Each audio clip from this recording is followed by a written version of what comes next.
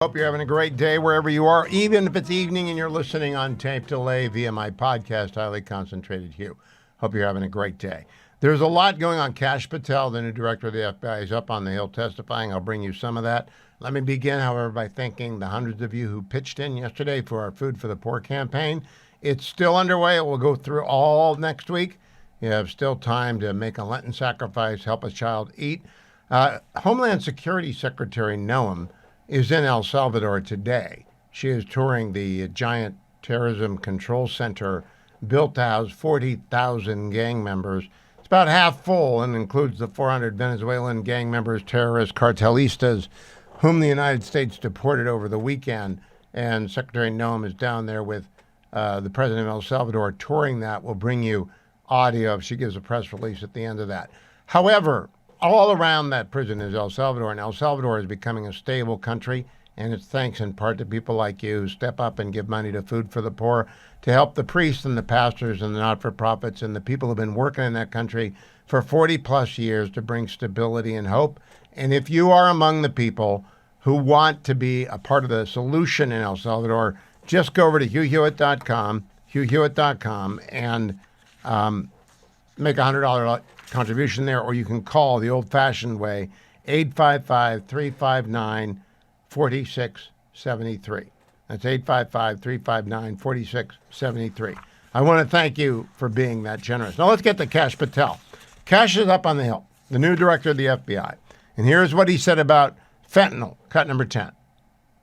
My priorities at the FBI have been to partner with state and local law enforcement in ways that we have not done so before, particularly on information sharing, and it's a two-way street. And in order for us to effectuate drug seizures and narcotics interdictions in the 50 states, we treat them as all border states because that's what's happening. We have an American citizen die of a drug overdose every 7 minutes. That is wildly out of control and unacceptable. But the FBI cannot do that mandate and secure the American people from Washington, D.C. So we're putting resources in the field. We were working with our partners at the state and local level.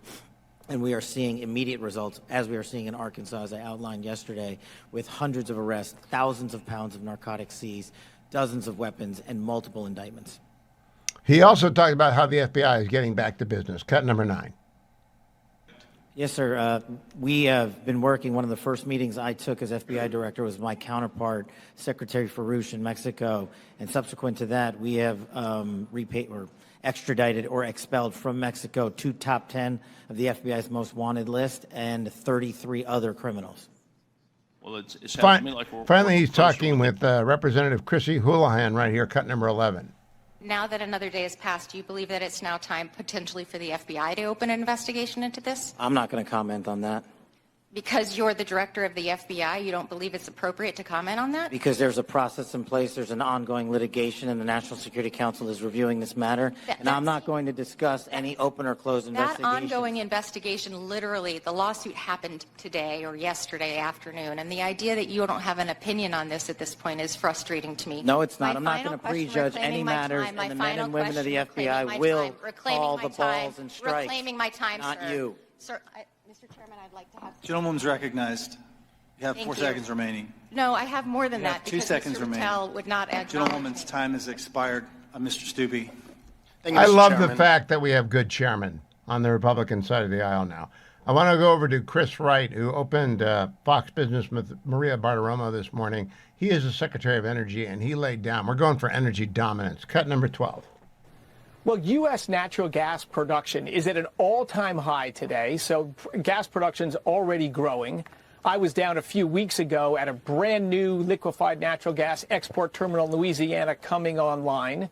We've approved 4 more within the first 100 days of the Trump administration that'll be under construction soon. So, boy, our capacity to export is growing rapidly. We have pipeline exports to Mexico. Our crude exports are at all-time highs and will continue to grow. So I think we're in a good position, but I think 6 months from now, 12 months from now, even a better position. And we have a lot of states in our country that don't have the advantage of low-cost American energy, and that's because they made political choices for expensive energy. I don't think the citizens of those states realize that if you're paying very high prices, it's because the politicians in your state or surrounding states chose expensive energy policies. Yeah. So we're going to do everything we can to get low-cost energy to them as well. Well, We need to get him on. He and Doug Burgum run the American Energy Dominance Council, and they are very, very, very serious about restoring American energy dominance, and they're doing it. Earlier today as well, Todd Perro and Lucas Tomlinson on Fox News were talking about Secretary Noem going to El Salvador. Let's play that, cut 13. DHS Secretary Kristi Noem will be in El Salvador today to tour the prison where members of the Venezuelan gang were taken over the objections of that federal judge. The Trump administration has appealed that decision, of course, by Judge James Boasberg. Todd? Lucas Tomlinson live for us in D.C. I also want to play for you Donald Trump. Oh, Secretary Steve Daines, Senator from Montana, joins me. Hello, Senator. How are you? Hey, I'm doing well, Hugh. I'm sorry we couldn't make this video work. I guess, the Senate's got that old tech. Can you do something about old tech? It's probably something from the days Lewis and Clark came through Montana. Yeah. Let me talk to you about your recent trip to China, but let's give some people some background. You know China pretty well. When you're a P&G guy, you worked in China. So it's not a new adventure for you to be going back and forth to Beijing. No, we lived and worked there for 6 years in Guangzhou in the 90s. In fact, I had 2 kids born in Hong Kong. And we were there as a manager with Procter & Gamble. We were launching American brands to compete against the Chinese. We were one of the first American companies to recruit on the campuses across China. So I spent a lot of time there in the 90s. And then this is my 6th CODEL to China. In fact, as a senator, the premier reminded me that there's only been 2 CODELs in the last 5.5 years to China, and I was one of those 5.5 years ago when Senator David Perdue and I went there negotiating the Phase 1 trade deal on behalf of President Trump back in September 2019. Of course, David Perdue is going to be the new U.S. ambassador to China, which he's going to do great. So yes, I've had a lot of experience negotiating with the Chinese, working with the officials, and this was a consequential trip that I took this last week. Well, I want to talk to you about the trip. The backdrop, so our audience knows I've got new affiliates. I've changed time. I am a hawk on China. I think we're in a Cold War with China right now, and I'm glad that we have, for example, moved the Typhoon weapon system to the Philippines. I'm not sure if that came up in your conversation with the Chinese communist officials that you met with, but how do you characterize the relationship right now between the United States and China? Well, a couple of things. First of all, there's a lot of focus on security concerns going on in the South China Sea and as well as with Taiwan. There's concerns with intellectual property, forced technology transfer, human rights issues. These issues I've been talking about with the Chinese for many, many years.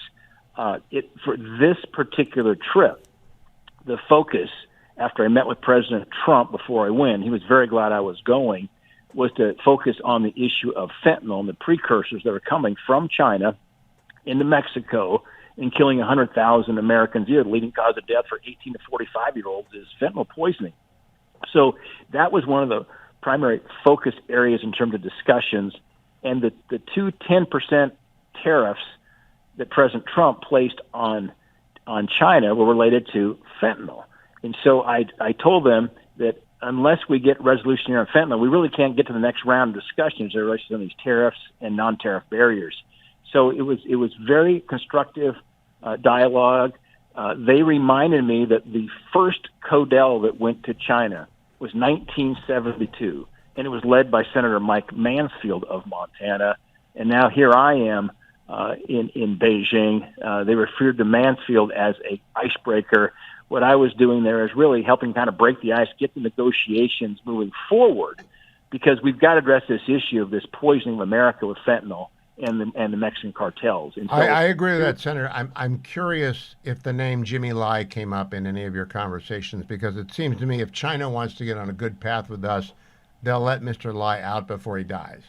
Yeah, we're working the Jimmy Lai issue in a separate diplomatic channel, but that was one of my other missions going over there. But we've got a back channel right now going on with Jimmy Lai. All right, now talk to me a little bit about the fact that they are militarizing at a speed that is head spinning. I worked for Richard Nixon right out of college. I helped him write a couple of books about China and going forward back when the Soviet Union was a thing and how China was going to be our friend and not our enemy. What I want to know from you is there any way out of this conflict? Because to me, it doesn't seem like there is, for as long as China continues to threaten Taiwan, continues to have their human rights problems, continues to keep Mr. Lai in jail. In fact, I don't know that they've done anything that would in any way give us any confidence. But I want to give you the floor. Senator Steve Daines from Montana, who, by the way, last year got the Republicans for the entire Senate majority. So I'm listening very closely to what he has to say. He's a smart guy. So Senator Daines, you heard my setup. I'm a hawk, and I listed all the reasons I don't trust him. How do you respond to that? Yeah, well, I look at it two ways. I've been watching China, as you have, Hugh, for a long time. And the data conclusion is that you have to be a hawk with one eye. I have another eye open, though, that looks at what's going on right now in terms of something that is equally as significant as the military buildup. That's the innovation ecosystem that's being built. I think there's a gross misunderstanding of the sophistication of the innovation capabilities currently within China.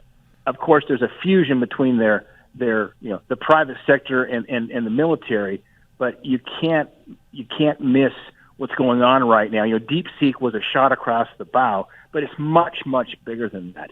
And this is my concern is I think we underestimate what's happening as relates to innovation in China.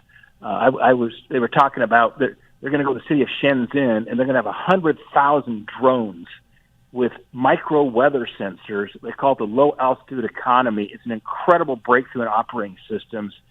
It's just one small example of what's happening at the moment. The breakthroughs with electric vehicles, with BYD, which they suddenly now find a way to recharge the battery in 5 minutes. I mean, it's significant, disruptive, innovative breakthroughs in technology that ought to equally concern us. And so we've got U.S. companies trying to do business there. And if you're going to be the best, you got to beat the best. We've got to be able to compete as it relates to technology. And here's another thing that concerns me, Hugh. We're graduating half as many to as many, a tenth as many as engineers as China is. So said another way, China's graduating 10 times more engineers than we are every year. So it's not just the quality of the innovation ecosystem they're developing, but it's the scale. And that is a wake-up call, I think, for us. So what do we do about it? That's we've got to make sure we pass the tax policies that incentivize R&D. Well, we've got to have permanence in our tax policies and incentivize investments in R&D, capital expenditures, and so forth for our best companies in America, because it is a massive competition going on right now, Hugh. And that I don't think is talked about enough as it relates to what's going on. And remember, between the United States and China, we comprise 42% of the world's economy. China is 4 times larger economically than either Japan or Germany, the third largest economies in the world. And so it's the size and the scale and the quality of the innovation going on in China, which does tie directly to the military complex. But this is a wake-up call for America. Well, music to my ears. I hope you get that tax bill passed soon, Senator Daines. And I'm glad that someone's going back and forth to carry the message. But boy, if the Chinese wanted to scale back the conflict, they would do some pretty obvious things like stop threatening Taiwan, let Mr. Lai go, and perhaps you're the guy to get that done. And I appreciate your taking the time to join me today. Senator Steve Daines of Montana, always a pleasure. Thank you, Senator. Thank you. Danny Pletka is with the American Enterprise Institute. Danny, I was just talking, and she is the seer of all things China, all things national security. So I just assume facts, not evidence for people who are new to the program because I moved to the afternoon. Danny knows what she's talking about on national security. I just talked to Steve Daines. Steve Daines just came back, the Senator from Montana, from China. He said, we really got to get involved. They've got an innovation cycle going we're involved in. And I push back on what they're doing with Taiwan and Jimmy Lai being in jail. Do you think there's any good that can come from a cooling of the hot relations with China right now? It's a great question. Look, I think the name of the game is not diplomacy with China. I think the name of the game with China is deterrence. And that's a word that's been out of use for too long, since the end of the Cold War. The Chinese need to worry about what the consequences are of pissing off the United States. The fact that they have viewed us as not a threat to be reckoned with in the Pacific and elsewhere, including on Taiwan, I think is a source of our problems. There's a story in the Wall Street Journal today, maybe you saw it, about the Typhoon missile system, which we deployed last year for testing to the Philippines. If it's got conventional missiles in it, it can hit the South China Sea. If it's got cruise missiles in it, it can hit a lot of China. I want more of those in the Philippines. The Chinese are going nuts. How would you respond to that? I think that's exactly what we ought to be doing. Look, if you look back to history, what works is when bad guys look at the array of threats presenting them, facing them, and say to themselves, we're not sure if we can win. One of the most important things that we wanted out of the Ukraine war was for the Chinese to look at Putin's decision making and say, damn, he made a bad decision. Right? He is being pushed back. He is taking territory at the cost of billions in treasure, tens of thousands of lives, and he's making almost no progress. What is it that we don't know about our own military and about our enemy's position in the region that might deliver the same consequences to us? Danny, do you think that Xi Jinping had to have okayed the deployment of the North Korean troops there? Because it sure seems like an odd thing for Kim Jong-un to decide on his own to do. I don't think that Kim Jong-un makes any important decisions like that without China. I think we've talked about this before. There are senior members and there are junior members in this new axis of evil, but they work together. They make decisions together. They don't surprise each other.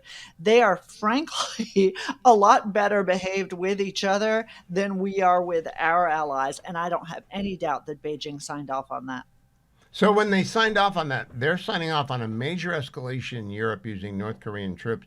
What kind of 5-year out from now ramification does that mean? Do we expect to see North Koreans like we saw Cubans? You will remember this, maybe. We saw Cubans all over Africa in the 70s because that's where Russia wanted them and Fidel would send them. Do you expect to see North Koreans all over wherever China wants them?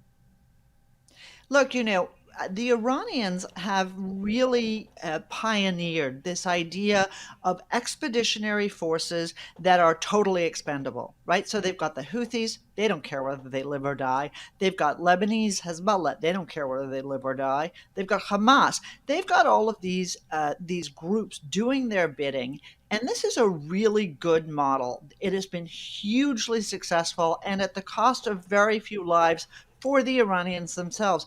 Why shouldn't the Chinese and the Russians start doing that? We're already seeing that in the Ukraine war, where they are not using ethnic Russians to fight Putin's war in Ukraine. They're using Asians, they're using other people from territories that are far less central to Russia in order to put them through the meat grinder because they don't care.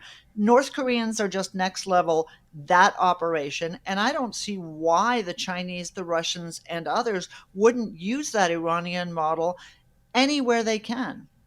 So we've got a second carrier group, the Vincent, going to join the Truman in the Gulf. Do you expect Donald Trump to pull the trigger on Iran? He gave a 2-month deadline to the Iranians. My read on the recent attack on the Houthis, and, for once, thank you so much for giving me the opportunity not to talk about that stupid signal. All right, that's such a Beltway story. I think that's the dumbest story in America. I said the same thing yesterday on Meet the Press, and the host looked at me and said, "What do you mean?" We're so deep in our own bubble here in D.C., right. And I completely agree. But I think the main reason that we struck the Houthis in that operation was because Donald Trump delivered a letter via the Emiratis to Ayatollah Khamenei saying, "Okay, let's get back to business," and the Ayatollah Khamenei basically said no, basically rejected it outright. And I think the Houthi strike was the response to that. So that's why the timing, I think, was important. So I'm not sure what Donald Trump is up to. I'll be perfectly frank with you in pushing this forward because he's really pressing for an Obama-like solution right now. Maybe that's his staff. I don't know. But at the end of the day, I don't see us moving that quickly on Iran. I think he's going to wait it out. Danny, last question. I think President Trump is much more comfortable being president in his second term than he was at the start of his first term. I mean, very comfortable in making decisions and dismissing silly things as silly things, staying his eye on the ball. Do you see the same sort of confidence or actually experience? I think Donald Trump seems a lot more confident. He seems a lot less distracted by petty things. The thing that I worry about with Donald Trump is actually not so much his decision making. It is that in the first term, he had a lot of people who he now has turned on who were very experienced. I worry that all the good things that Donald Trump wants to do that I agree with, downsizing government, making our allies share their fair share of the burden and things like that, aren't being as well executed as they might. And so what I worry about with Donald Trump right now is that he's not working enough with Congress, and that the things that his legacy depends on, good ideas for which he was elected, are not going to get executed because there isn't enough competence on his team. That's my biggest concern. I think the president has figured out what he needs to do. The question is not what, it's how. All right. Danny Pletka of AEI, always good to see you. Thank you, Danny. Make sure you listen to her podcast, What the Hell is Going On? And make sure as well that you sign up for the American Legislative Exchange Council's weekly newsletter. You can get it at alec.org/Hugh. They tell you what the state of the state is. Right now, there is a free speech battle on campus across the United States, and ALEC has produced a model to protect campus speech. HB 240 is based on ALEC's Model Forum Act. The bill safeguards First Amendment rights of 43,000 students enrolled in Idaho's public colleges and universities. So Idaho is leading the way on free speech because they got a model bill from the American Legislative Exchange Council, and they used it, and they passed it. So go to alec.org/Hugh and sign up for the State of the State newsletter, and find yourself as well informed about all the major legislative innovations going on in our 50 states that happen every day and don't get any headlines of because they're not of interest to the Beltway, but they matter a lot to the ordinary American. alec.org/Hugh. I'm not sure there's a lot of crossover between my audience and NPR. I know there's some. NPR is really left-wing talk radio, and I am center-right talk radio. So two Venn diagrams don't overlap much. But I don't get any federal money. Every dollar that we make from sponsors. So I listened with great interest when Catherine Mayer, who is a hard left head of NPR, went up to the Hill to a hearing in front of a house chaired by Brandon Gill of Texas. Let's get that first exchange and play it for people. Cut number 4. Thank you, Chairwoman Green, and I apologize. I'm getting over a cold, so I'm losing my voice here. Ms. Maher, I want to start with you. Just generally, would you say you generally agree or disagree with the following statement?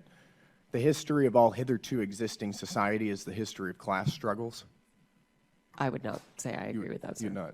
That's good to hear. It's interesting because a lot of your thinking, as expressed by your public statements, is deeply infused with economic and cultural Marxism.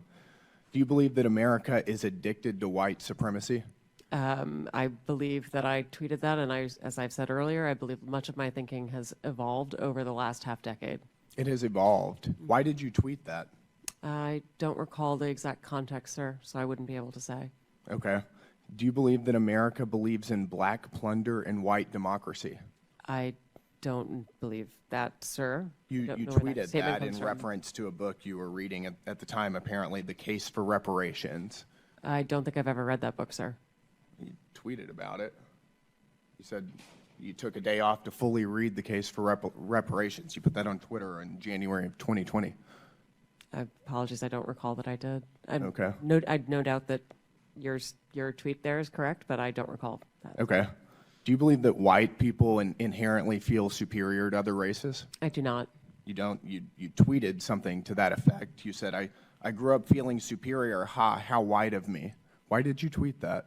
I think I was probably reflecting on what it was to grow up in an environment where I had lots of advantages. It sounds like you're saying that white people feel superior. I don't believe that anybody feels that way, sir. I was just reflecting on my own experiences. Do you think that white people should pay reparations? I have never said that, sir.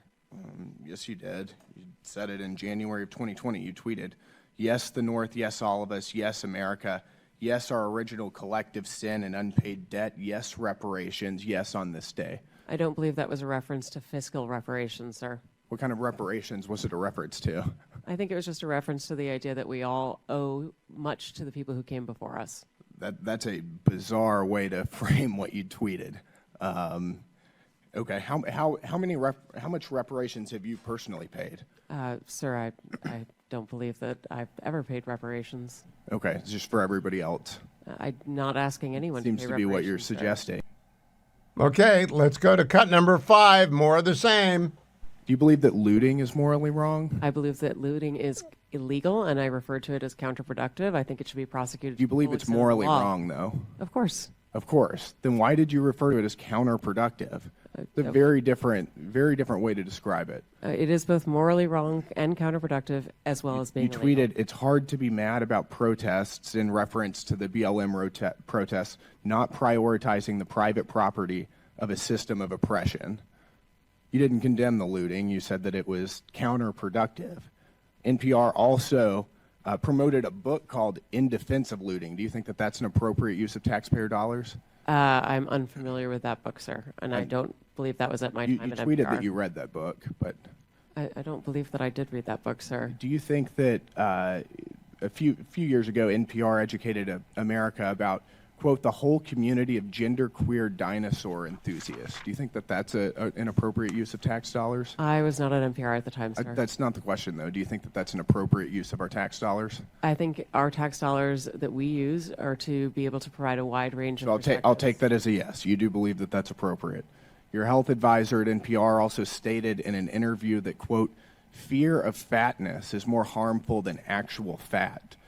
Would you like to explain how fear of fatness is more harmful than actual fat? That's an editorial at NPR. I am not familiar with the editorial, and I don't believe that was published during my time here. It's called Diet Culture is Everywhere. Here's how to fight it. Do you think that that's an appropriate use of taxpayer dollars? I think any reporting on health is an appropriate use of You've taxpayer spent- dollars, yes. And you think that editorializing that fat is not unhealthy is appropriate? I don't know what that article is, sir, and I'm not familiar with it, so I This couldn't is say. fake news. Do you think that basic accommodations like doorways or seat belts represent, quote, latent fat phobia? I don't have an opinion. It's also from NPR. Do you think civility is racist? No, sir.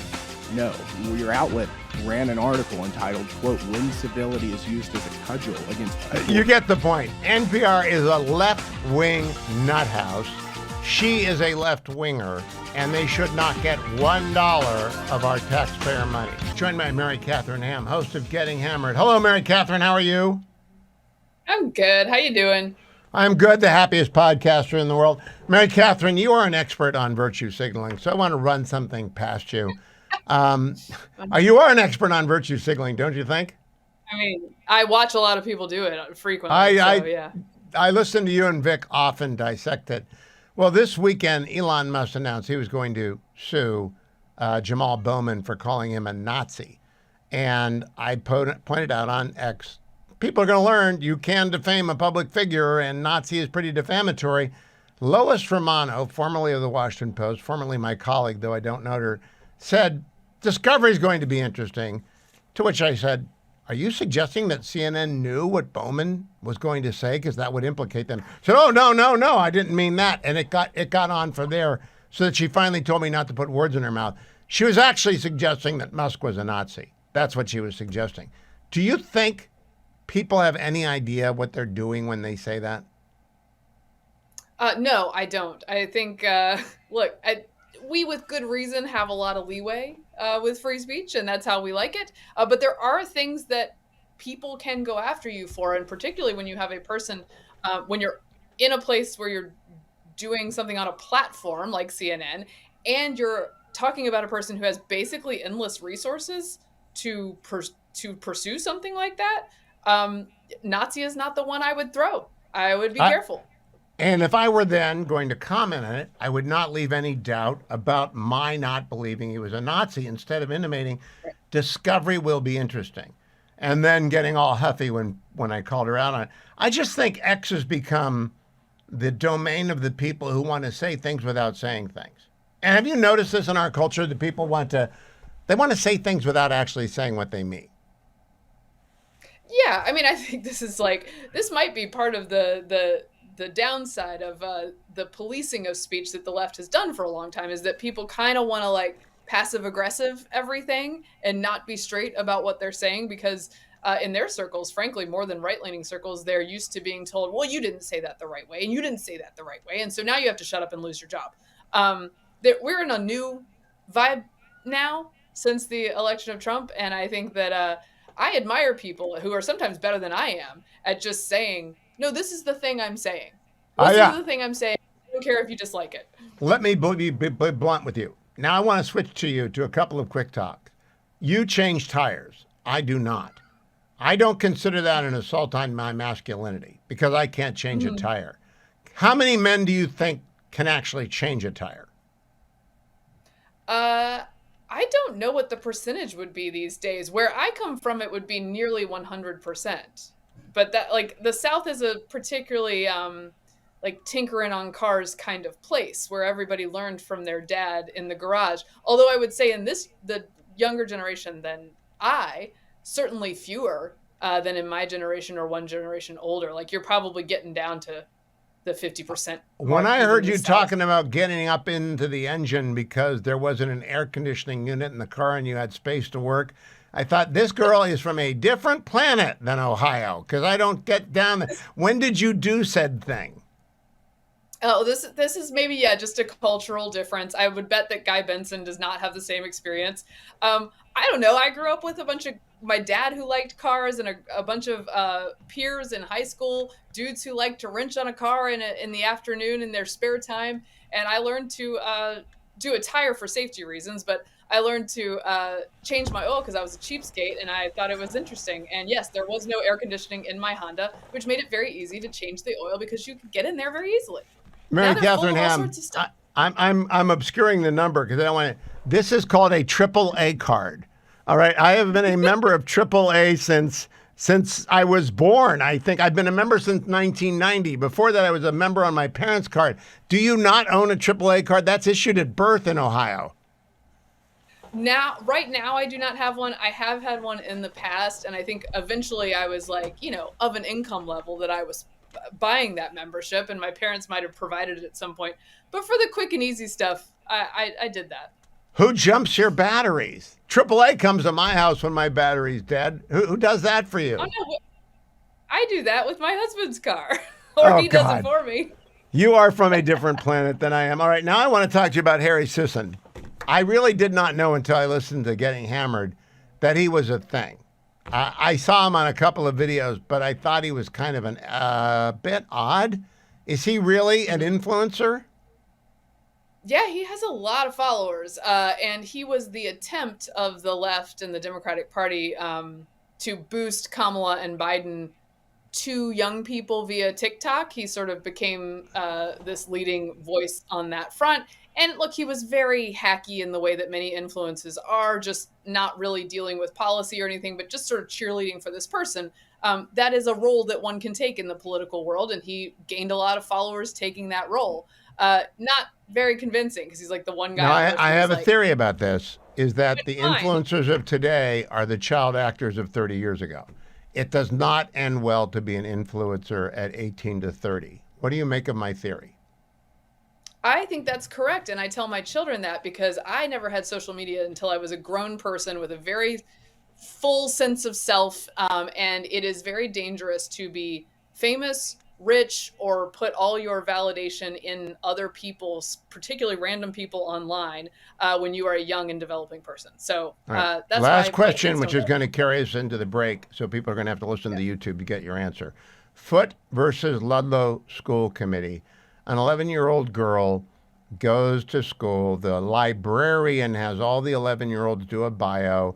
All of a sudden on her school computer, LGBTQ stuff stops to pop up. She confides in her teacher that she's attracted to girls. The teacher calls the mom. The mom tells the school. The dad tells the school, we'll handle this. None of your business. We're doing all this. And the school proceeds to secretly adopt a protocol so that she can change her name at school, and they They go along with their preferences at school, and they don't tell the parents. Give me your initial reaction before we go to the break. Have you heard of this case? It's horrifying.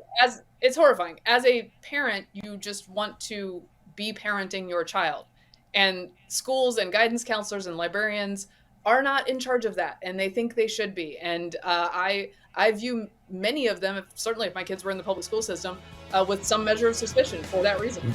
Now I'm going to give you the worst part of Foote versus Ludlow School Committee. Mary Catherine, I have a 45-page opinion in my hand where the First Circuit Court of Appeals for the United States. That's they cover Massachusetts and Rhode Island and Maine and I believe Puerto Rico, and I'm missing one of the New England states, New Hampshire. And 3-judge panel per curiam, meaning they wouldn't sign it. They agreed with the district court and they dismissed the parents' suit, and they went on to say that educators have a right to do what they did. And it's 2 Biden judges and an Obama judge, and they wouldn't sign it. Do you think the Supreme Court should take it, will take it, and what will they do with it?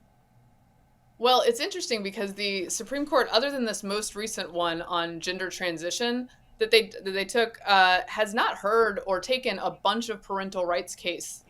The big one is Troxel that they took in 1998, I believe, maybe decided. Yeah, it's a grandparent case. Yeah. Right, but as far as parental rights big cases, they haven't taken a ton. So I would like to hear what they think, and I would like to have some clear lines about exactly what school officials can do. You know, there are 2 cases. More loco than we need. I've been teaching this forever. There are 2 cases called Meyer and Pierce. They're each 100 years old. This is mutiny. The First Circuit is engaged in judicial mutiny. They ignore Troxel, they ignore the Meyer, they ignore the Pierce, and they make stuff up. Do you think the resistance has gone into robes? I mean, this very much concerns me because when the court is fairly clear, as we hear liberals lecture Trump all the time, you got to listen to the courts. Well, those courts have to listen to the courts and the precedent as well to some extent, right? You can't just be making stuff up and throwing it in these opinions. So this concerns me very much. I think it's a new frontier and a very dangerous one for parents. And I think it's going to be one on which the Republicans can make a lot of hay if they side with parents, because I think this is a 90-10, not even an 80-20 issue. I think parents control their children. Isn't that deeply, 30 seconds, isn't that in our DNA, parents control their children? Yeah, I mean, it's all over Troxel and those other cases that this began at the beginning of humanity, is that parents have control over the raising of their minor children. It's simply the way that it is. It is, and I hope the Supreme Court gets to it. Be well, Mary Catherine. Go getting hammered and learn how to change a tire and get up under there when there's no air conditioning. Gosh, that was weird. But Mary Catherine, we love you anyway. I'm going to Savannah. I hope you will think about going to Savannah, too, on May 1st and 2nd of this year. I'm going with the Job Creators Network Summit. It is jcn2025summit.com, jcn2025summit.com. If you use the promo code SALEM, your cost of your second ticket, should you want to bring a spouse or a friend, will be 50% off. Fetching Mrs. Hewitt is going with me. Going to be a lot of great people there. Mike Gallagher is going to join us. Bill Bennett's going to be there. Kellyanne Conway, Grover Norquist. We're going to have Stephen Moore. We're going to have Governor Youngkin, by the way, and Governor Kemp from Georgia. All the wonderful people who support the Job Creator Network in one place. A lot of conversation, a lot of time for a chat around the Roaring Fireplace. I assume they have Roaring Fireplaces in Savannah. I haven't been to Savannah in 25 years. I'm looking forward to it. Great entertainment. They put in my copy that there's great golf. I don't play golf, so I don't care. But if you play golf, there's great golf at the Savannah Resort. It is the annual Freedom Fighters Summit. And you can come, but you have to go and reserve your ticket now at JCN, Job Creators Network, jcn2025summit.com. And use the promo code SALEM, JCN2025, promo code SALEM. I'm pleased to welcome for the first time as a senator, John Husted, to the program. He's Ohio's junior senator. Senator, welcome. It's great to have you on the program. Nice to see you again. I have not seen you since a Republican fundraiser in Columbus when John Kasich was governor. So it's been a while. Oh, wow. That is a while. That's a while. But yeah, it's great to be with you, Hugh, and a lot of stuff to talk about. I want to find out primarily, since you've been a senator for 2 months, or less, actually, I'd like to kind of figure out how you like being a senator, but I first want to thank you. I want people to know you were a champion of school choice in Ohio. You worked with my buddy Aaron Baer to get the backpack bill through. You introduced it, I think, when you were first Speaker of the House, if I'm not mistaken. You're a longtime advocate of school choice. Am I right, Senator? Yeah, we started the Ed Choice Scholarship in 2005. So we've had statewide school choice since 2005. We started out with 4,000 students, and now we're at 140,000 students who have access to a school of their choice. Well, I know you're on banking, you're on environmental committee. I hope you have a chance to be a voice for school choice. There are not a lot of them in the Senate. It's not such a sexy issue with the Senate because it's mostly a state issue, but I hope you pursue that. What have you found to be most interesting of your time in the Senate thus far? Well, first of all, a lot of interesting people here. Look, the Republican team that we have in Washington right now is an incredibly talented group. And it's just a real, honor to serve your country in a new capacity. Look, as you said, I'm a state guy. I worked in state government. I was used to balancing budgets and getting things done really quickly. But when you're in the federal government, in the Senate, it just goes a lot slower. And so you got to be patient and persistent. Now, you get together occasionally at a conference, and I've had the honor of a couple of times going over and being the guest speaker at that conference. It really is just 50-odd people who come together and work together very closely. Have you figured out yet who's like your go-to for guidance on a variety of the arcane Senate rules and what you're up to? Well, the budget process, as you know, is so much different in the Senate and in Congress than it is in almost anything. So, the budget chair, Lindsey Graham, has been great to talk to and get a chance to really understand things. John Thune is obviously a great leader, but we have a lot of really talented young senators who are really concerned about the budget deficit and the future sustainability of our nation. With the spending that the Democrats were doing here was just outrageous over the past 4 years. But Republicans now have to toe the line and show that we can we're willing to have the seriousness of our mission to get the savings that we really need to put the country back on a more stable economic and financial platform. Now, our home state usually sent pretty sensible people to the Senate. J.D. Vance, Rob Portman. I mean, people who are kind of center-right to right. How do you fit in the ideological spectrum of the Senate? I know you get along well with President Trump. Yeah, absolutely. I get along with President Trump. I am an America First Republican, but I'm also pragmatic. I know that you're not going to be able to get everything all at once. You got to take the most that you can get, do your best, and then come back and fight another day. So I try to be a pragmatic conservative in trying to get as much accomplished as I can. Now, I always have to remind you, downstate Buckeyes, because you're a Dayton Flyer. I think you live in Upper Arlington, which is kind of middle of the state. But I got to remind you, there is a Steel Valley, and Trumbull County exists, Ashtabula County exists, and they need their senator as well. I always like to put in a word for the hometown. Well, and how the Republican Party has changed is really emblematic of what's happened in the Mahoning Valley around the Youngstown area. It's pretty fantastic how that's a place. When I started in state government, if you were a Republican and you got 35% of the vote, that was a big deal. Now Republicans get over 50% of the vote in the Steel Valley there in the Youngstown area, and they are a critical part of our Republican coalition in the state of Ohio.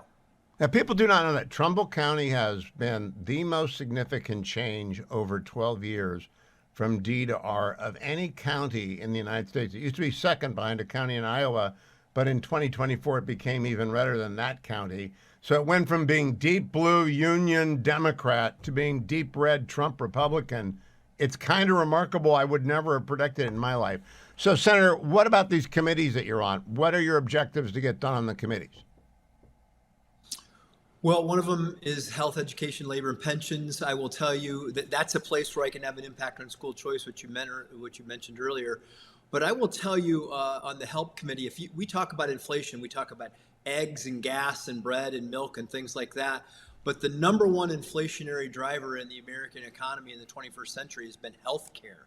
It's way outpaced any other sector of the economy, including higher education, in terms of inflationary costs, which is both what your employer pays for your health care, what comes out of your pocket as your share of it, co-pays, all of those things, what we pay as taxpayers into Medicare and Medicaid. Those are the huge drivers of inflation and our budget problems. And so I really hope to lean in on those issues a lot.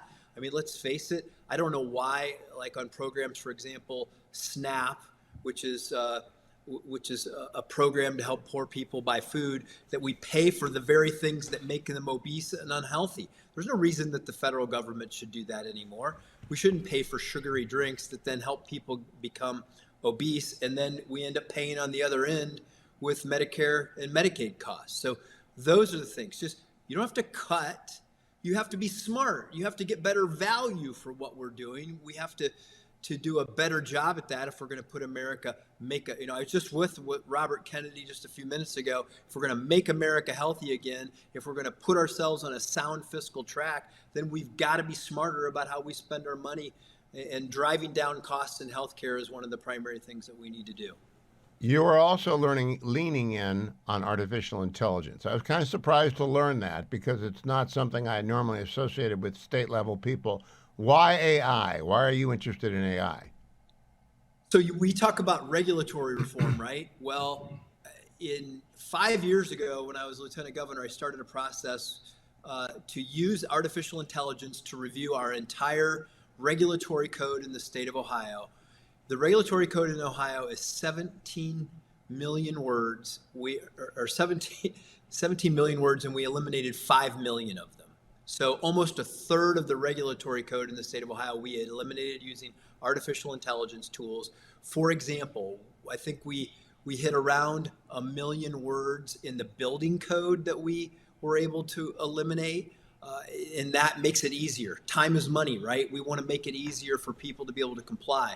We identified everything that required you to show up in person, use a paper form, do all of those things that were arcane and outdated, changed all those, saved state government and the people of Ohio hundreds of thousands and millions of hours, literally, in compliance costs by doing this. And it was all using an AI tool. So with that experience, which we've done in Ohio, I want to take that to the federal government. So I've started this initiative, legislation, to use an AI tool to do the same thing to the federal registry. If you want to know what federal regulations are, if the federal regulations were in a book, it would be 34 feet tall. That's how big the federal code is.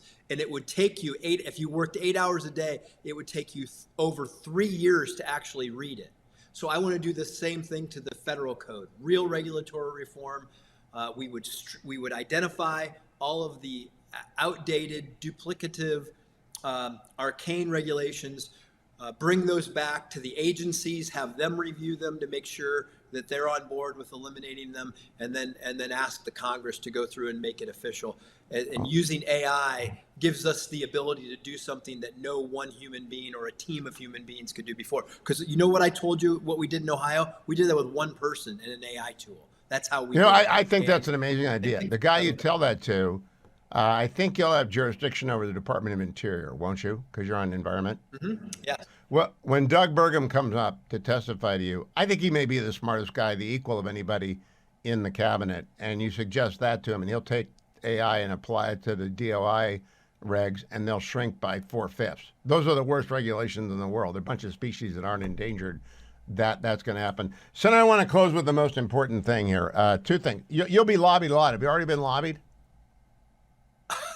When you're a public official, that's the nature of the world. Okay, well, I'm going to lobby you right now. Although I didn't get paid, I don't get paid to lobby. I'm a believer in AM radio, and I'm going to come and see you about the AM Radio in Every Vehicle Act. It almost passed. Ted Cruz is the sponsor, along with Ed Markey, if you can believe it. Those two people, Ed Markey and Ted Cruz, are both behind the AM Radio in Every Vehicle Act. So I'll come see you about that. But then I'm going to lobby you about the Browns versus the Bengals, because I think the Browns should get as much public money for their stadium as anyone else in the country. You got a position on that yet? I was working on that issue before I left, but now I'm in the federal government. We don't play a role in that. we'll let them work that out at the state and local level. Okay, well, if you get a chance to put a thumb on the scale, we want a dome stadium in Cleveland. Thank you, Senator John Huston. You said good to see you. Keep coming back, Senator Houston. Once a week, I'm joined by former Congressman John Campbell. John joins us from wherever he is. You can follow him on X at Look Through Chaos. That's Look, THRU Chaos. Perhaps the worst handle in all of the X world, but we like it. John, I blame you for NPR, so I'd like some answers. You were in Congress for how many years? 10. So NPR terms. was there. NPR was there when you got there, and NPR was there when you left. Yeah, and I actually did the local NPR station in Los Angeles, which I believe was and still is KPCC radio. I used to do debates, and I was kind of their standard Republican. And quite famously, as you and I have discussed before, I did a number with now Senator Adam Schiff. Yeah. Now, I like to point out, you're an NPR guy through and through. You're just like Mr. NPR. So I want people to know that going in. Why do we spend money on NPR? It's not like there aren't a lot of sources for information out there.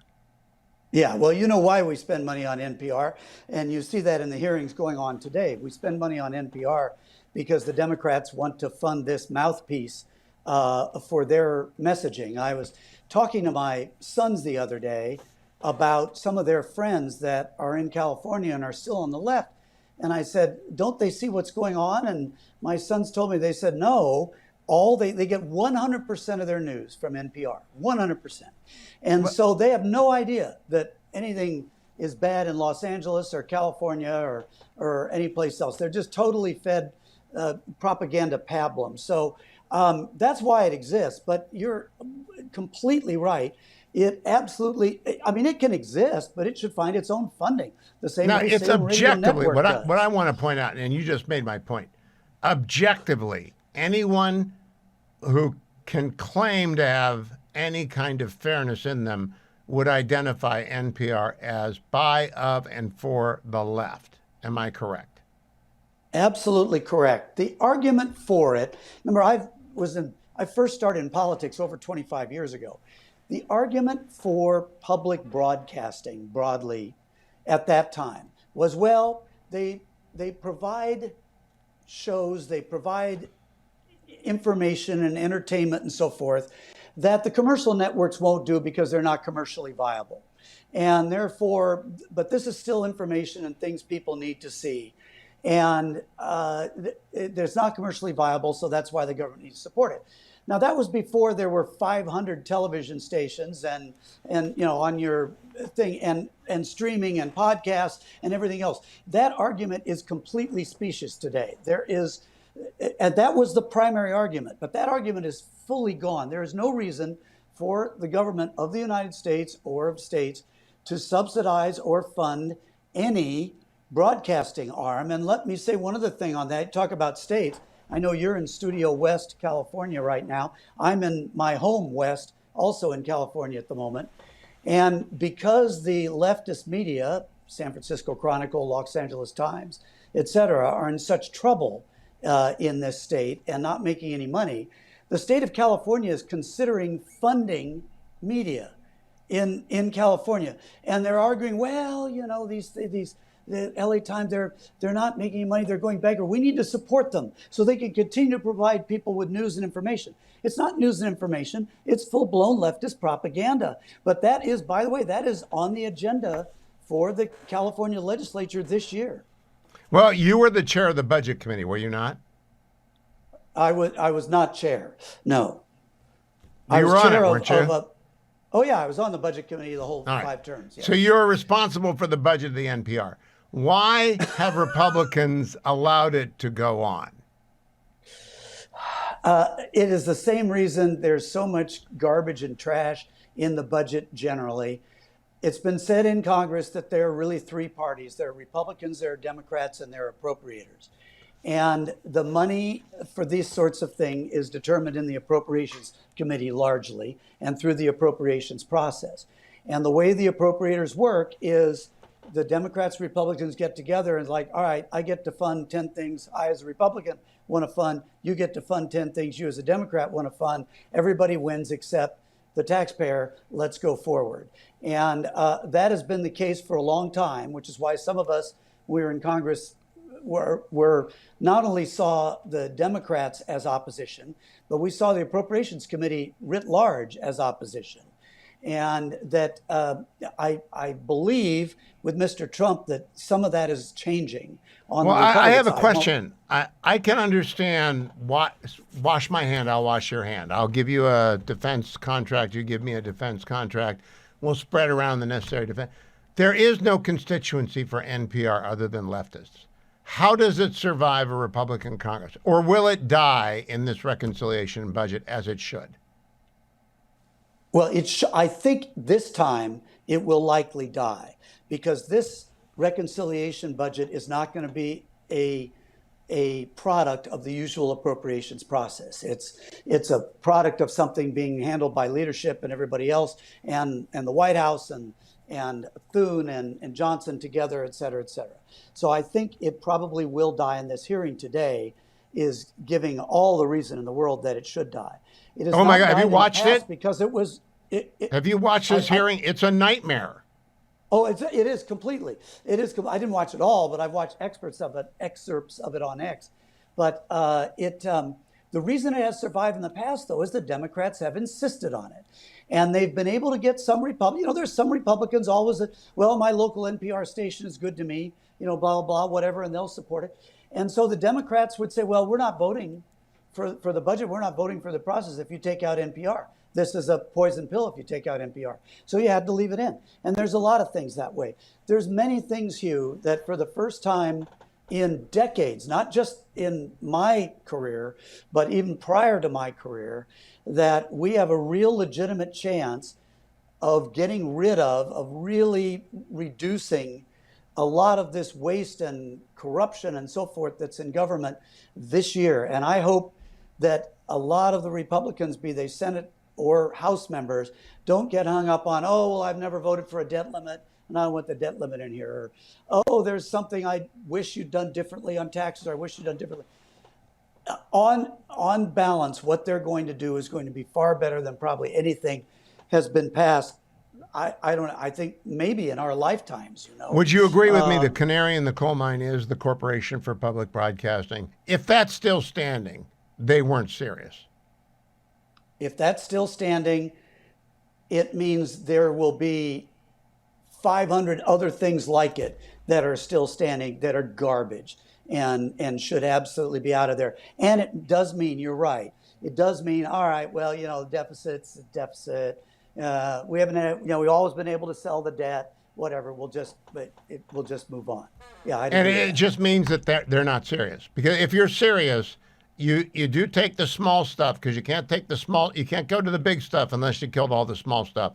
Last 30 seconds, too. That's my theory. You got to get rid of all the crap, or you can't go after the real stuff. I completely agree. And there's always that argument, well, it only costs whatever it costs. I don't know, $30 million a year, $40 million a year. On a $3 trillion budget, that's nothing. And, and so forth and so on. But as you say, you have to literally lift up every rock. And because it's a huge deficit, and you have to get everywhere where you can. Everywhere, every dollar, and start with NPR, PBS, the Corporation for Public Broadcasting, because it's easy to see. We don't need it. John Campbell, always good to see you. We'll find him on X at Look Through Chaos. That's THRU. Look Through Chaos. Talking with NPR with John Campbell. It turns out that the CEO of NPR is on the Hill today talking to the DOGE subcommittee of the House Administration Committee. And Catherine Mayer is their CEO, and here's what she had to say at length. Chairwoman Green, Ranking Member Lynch, and distinguished members of the subcommittee. My name is Catherine Maher, and I'm the President and CEO of National Public Radio, and I welcome the opportunity to discuss the essential role of public media in delivering unbiased, nonpartisan, fact-based reporting to Americans. Americans listen to public radio as they commute, as they work, and in the kitchen as they cook with family. Nearly 100% of Americans live within range of a public radio station. We cover what matters to local communities, crop prices, cook-offs, and local sports teams, alongside news of the nation and the world, from the halls of Congress to coverage of our troops overseas. Today, Americans have more media choices than ever. The rise of podcasting has established a competitive free market for audio news and information. And every day, I am honored to know that we have 43 million listeners from every state in the nation. Amidst this competition, local stations choose to become members of NPR for the value we provide. For example, we are the only non-paywalled news outlet with a dedicated reporter covering veterans issues. While NPR is only 25% of station programming on average, audiences for NPR bring the scale and revenue that subsidize essential local programming. Local public media journalism has never been more important to American families, who consider it part of the fabric of their communities. It correlates with higher rates of civic engagement, greater civic cohesion, and economic advantages, such as better municipal bond ratings. Recent independent polling found that more than 60% of all Americans and more than half of Republicans trust public broadcasting to deliver fact-based news. I understand the subcommittee has questions about funding for NPR and public radio. The vast majority of federal dollars, more than $100 million of the $121 million annual appropriation for public radio, goes directly to 386 local, non-commercial stations across the nation. This highly efficient investment enables your local stations to raise an average of $7 for every federal dollar. As a grantee of the Corporation for Public Broadcasting, NPR received federal funding of $11.2 million last year. These funds allow us to maintain the National Public Radio satellite system, helping safeguard our national security, civil defense, and disaster response, and enabling public radio to reach every corner of America. Additionally, these funds help protect journalists covering our troops overseas and reverse the decline of local journalism. As a recipient of federal funds, it is our responsibility to answer legitimate questions about why public funds should go to NPR, whether we are truly committed to serving all Americans, and whether the institution is an effective steward of taxpayer dollars. I hear, respect, and understand your concerns regarding bias and whether public media is relevant in a commercial landscape, and I'd like to spend a minute sharing with you my actions to address your concerns. First, it is critical for NPR's newsroom to operate with the highest journalistic standards. That means that they do their jobs independently, and as CEO, I have no editorial role at NPR. In other words, I do not decide what we cover or how we cover it. I lead NPR's strategy, ensuring we have resources and policies in place to serve all Americans, not just those with a specific point of view. I was brought into NPR to revive and reorient the organization and bring public media to a wider audience, a new generation, and new platforms. We have a responsibility to serve Americans across the full political spectrum in a trustworthy, nonpartisan fashion. It is essential that we deliver on this commitment, and we have work to do, and we are doing it. In May, we launched an initiative to improve our editorial review processes to make sure all pieces are fair and comprehensive. We hired new editors and analysts to ensure we're giving fair airtime to different voices and issues. We started regular meetings with our nearly 200 local newsrooms so we can plan together for the needs of their audiences. And the early results are positive. Our digital platforms, where we have the best data about our listeners, the political beliefs of our visitors mirror the makeup of the country across the ideological spectrum, and we're seeing growth in readers and listeners. I joined NPR because I believe that our strong and dynamic nation deserves great public media for all. Americans are smart and curious, and they want us to cover issues that matter, from the price of eggs to national security. It's our job to deliver truthful facts and information so citizens can make up their own minds. I believe Americans voted for a transformative administration, and it is our responsibility to cover that transformation fairly, with integrity and tenacity. I have been CEO for 1 year and 1 day. I have made changes to leadership and planning, invested in editorial integrity, committed to expanding our audiences and our relevance for all Americans. While we have taken significant steps in the right direction, the journey can't be completed overnight. Given the support that 75% of Americans have for public media, I ask Congress to give us the opportunity to continue to serve the American public. I wanted you to hear it, and my answer is no. No more money. I gave her a fair 5 minutes. No more money. It's all a lie. It's a left-wing propaganda machine, and you know it, and I know it, and it should go away. No more of my money for NPR. My phone number is 1-800-520-1234. 1-800-520-1234. I would just like to, I'm taking 5 minutes. Do you think we should kill NPR? You think we ought to kill it dead? I know there are a lot of stories in the world. Israel is voting right now on judicial reform. I hope to cover that for you next hour with Abe Greenwald from Commentary and Jim Talent. It's a big deal. There are riots in Israel. There are all sorts of crazy things going on in Israel. But for a moment, since we had the hearing today, and I cover breaking news, Ms. Marr, who is a hard lefty, made the case that they've got 45 million people listening to it and 75% of America supports NPR. I don't believe any of that. I do not believe it. I do not believe it. Now, I worked for PBS, Public Broadcasting System, for 10 years, from 1992 to 2002. I did the nightly news and public events. Public affairs. I know how the system works. Congress gives money to the Corporation for Public Broadcasting. The Corporation for Public Broadcasting gives money directly to PBS and directly to NPR, and they give money directly to the member stations, and the member stations buy the programming that NPR and PBS put forward. It's a giant slush fund. They also have sponsors, which we call advertisers, and I have sponsors. I like my sponsors.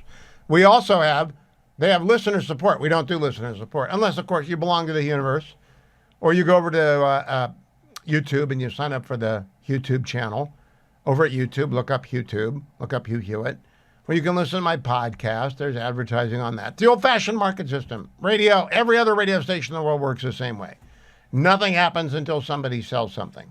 And I sell a lot of things. I'm in the Relief Factor studio. Look right here.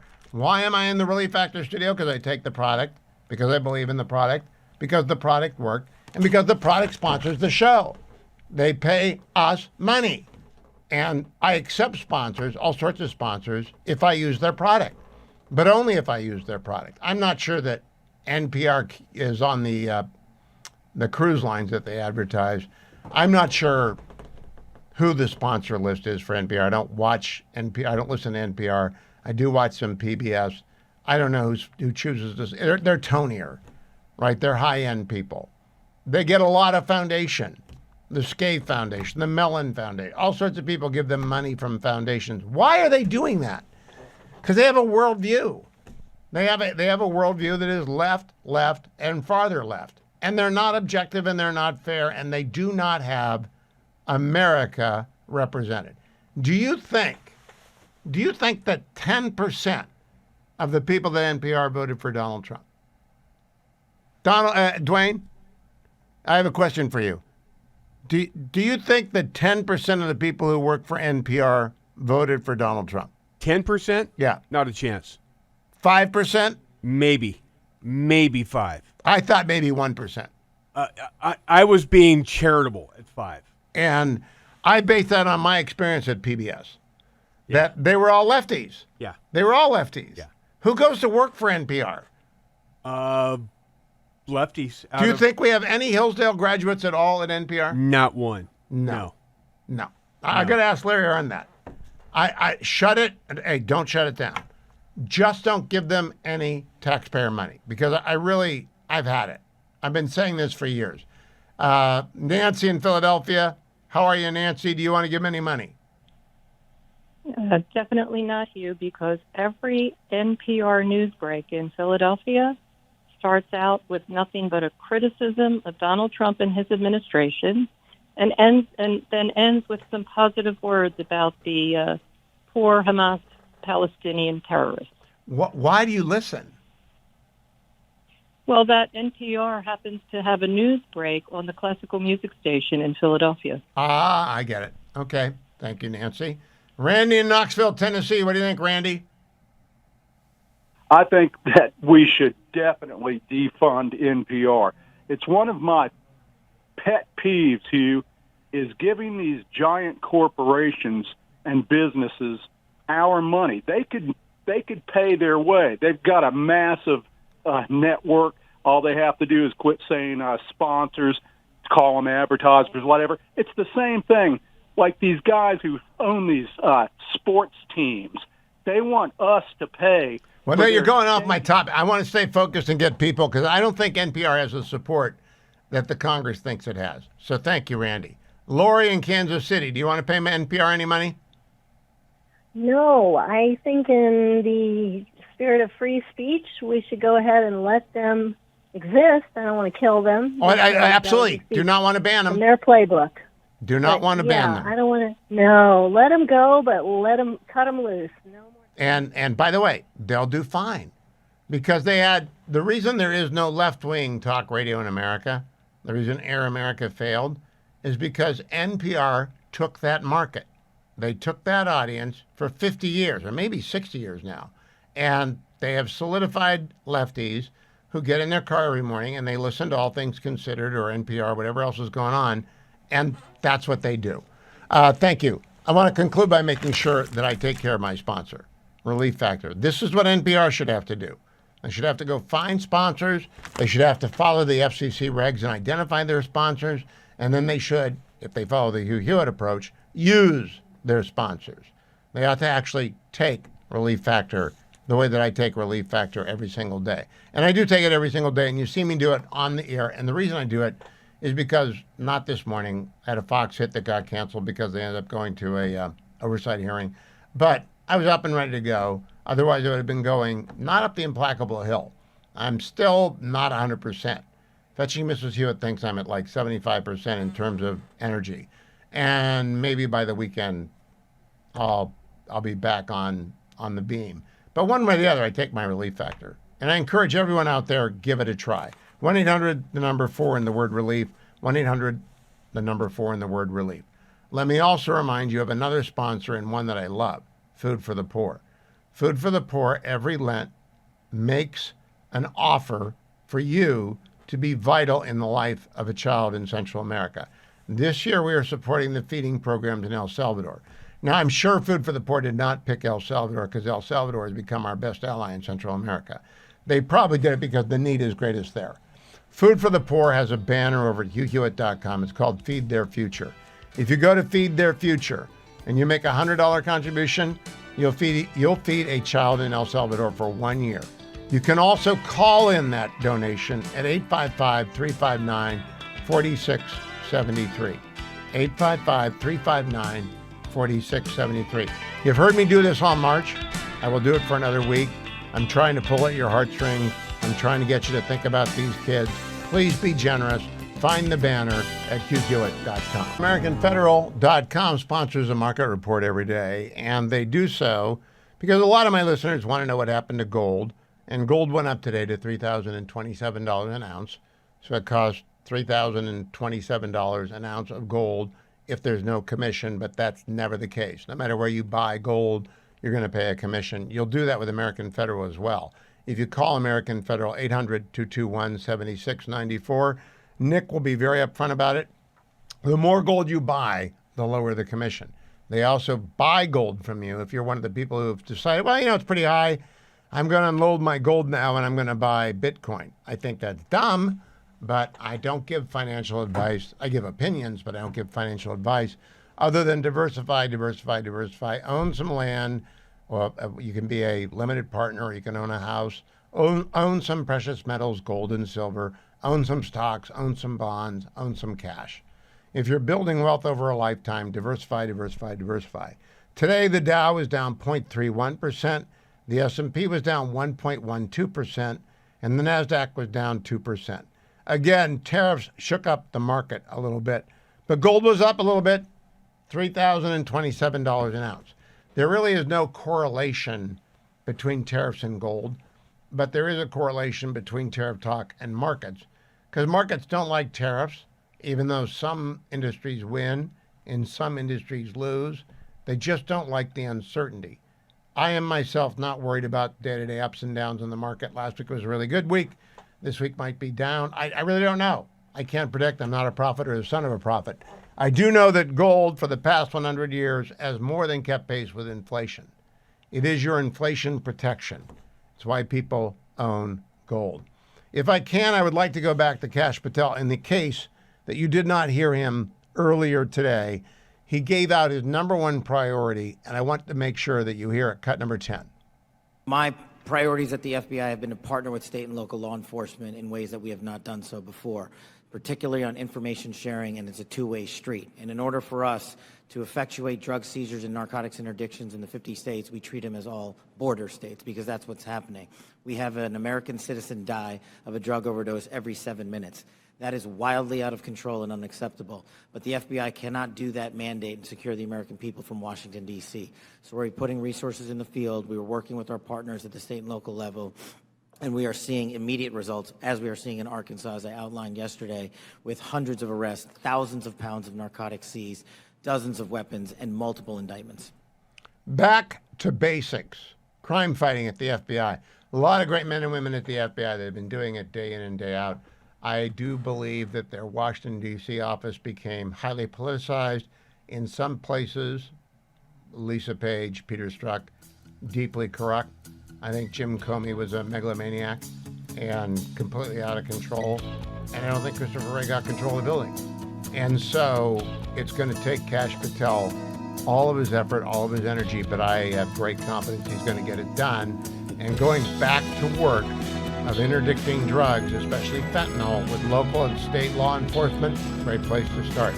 Please introduce you, if you're not in Florida, to a future congressman from Florida, Jimmy Patronis. Jimmy, welcome to the program. Good to have you. You are the Chief Financial Officer of Florida, and we'll talk about that in a moment. You're running for Congress. We'll talk about that in a moment. But you're a Florida Seminole, right? I am. So you don't know anything about football. Do you need me? I'm from Ohio. I can teach you everything you need to know about football. You want me to teach you, give you a couple of pointers? Because we're the national champions. Yeah, we needed the lessons last year for sure. So, yeah, look, people can have their fun at my expense. There'll be next season.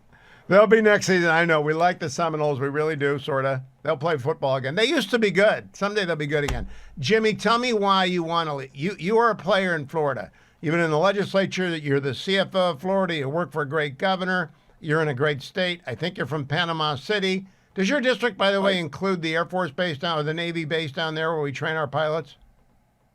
So yes and no. So in the Panhandle, there's 7 installations. So there's 2 in Bay County, 2 in Congressional District 2, and there's 5 in Congressional District 1. So over at Tyndall Air Force Base is where the F-22 schoolhouse was prior to Hurricane Michael, and that devastation took place. And then you have over to Eglin Air Force Base is the schoolhouse for the F-35. And that's where that you want to hang on to that. Why do you want to go to Congress? You're living the life. You're on the golf coast. You got a great restaurant. You got a great gig. Why do you want to go to the swamp? Your show prep is really impressive. I got to give it to you. Look, I've had a great time serving the citizens of the state of Florida. I've been 8 years at the CFO. We're the best fiscal health we've ever been in. I'm term limited out. I've got 2 years left. I was looking forward to my last 2 years. I've got 2 young sons and a beautiful wife. My boys are 14 and 16. But this past November election was inspirational to me. Matt Gaetz leaves, creates a vacancy, and next thing you know, the president calls me the day before my 20th anniversary and says, "Look, Jimmy, if you'll run, I'll endorse you." And you know what? I'm one that I like to work. I'm not a show horse. I'm a workhorse. I can make more money in the private sector, but I just love public service. I love taking care of citizens. I was in the restaurant business for 30 years. I'm hardwired to take care of the customer. You know, one of my old bosses from the Reagan administration, Ricardo from Miami, was in the restaurant business. He was indifferent to his customers. He tried to make them wait as long as possible. But your restaurant is evidently very successful in its cooking. I guess if you're in the hospitality business, it's not that much of a transition to the political business, is it? I don't think so. You know, look, I tell people in the restaurant business, there's a lot of things that you learn. But I've also learned some people shouldn't go out to eat. You get people that are just very disagreeable and the others you run in the restaurant business, and when you run specials, you get special people. You know, when you've got a good product at a good price and you give good service, you shouldn't have to discount it. And that's what you get with Jimmy. Jimmy works very hard to respond to my calls, respond to my emails. I like fixing people's problems. I love transparency. And so, you know, if I take care of the customer, they'll keep me. You mentioned my show prep. You know why I know about you is because Chairman Hudson called me up and asked me to put you on. So you've got the NRCC behind you. And we've got a head of government relations, a guy named Nick Anderson, who said, this guy's going to be around for a long time. How long do you intend to stay in Congress, Jimmy Patronis? It just depends. Right now, my boys are still young. I can't get over how excited the family is. I know I'm excited because I eat this stuff up, but my boys are so fired up just because they get to see history being made. And that's what I'm looking forward to. I'm looking forward to being part of a solution, working to make a difference. And I think that's what everybody has their goals and aspirations to do when they go into public service or go to Washington. But, I've seen the last 4 years of this country has been some of the darkest that we've seen. And I look at what we've done in Florida over the last 8 years. Even you go back the last 12 with Rick Scott, we've really turned this state around where last year 400,000 new net Floridians moved to this state. And they moved here because they want to keep their money. I'm originally from Warren, Ohio, and all my buddies live down there now. I mean, they all left Ohio and gone to Florida. How old are your boys, Jimmy? They're 14 and 16. Well, they're old enough to be Browns fans then. Are they Thank Browns you. fans? So, you know what? The funny thing you say is I'm a Browns fan. My boys aren't, but look. What? And I follow the player. So back when Marty was there and Bernie was the quarterback, and those years they lost to the Denver Broncos, man, it ripped my heart out. Okay. But I'm the same guy that, I fell in love with the Buffalo Bills for the 4 years with Jim Kelly. And, now the Bills are my team again because I love Josh Allen. Well, I loved you for a second. I was going to have you on every week, but now if you're going to be a Bills fan, I'm not. We're just coming into our own. Shedeur is going to be our quarterback. And the Dolphins, whenever Secretary Rubio comes on and gives me this Dolphin, yeah. Are your boys unfortunate Dolphins fans?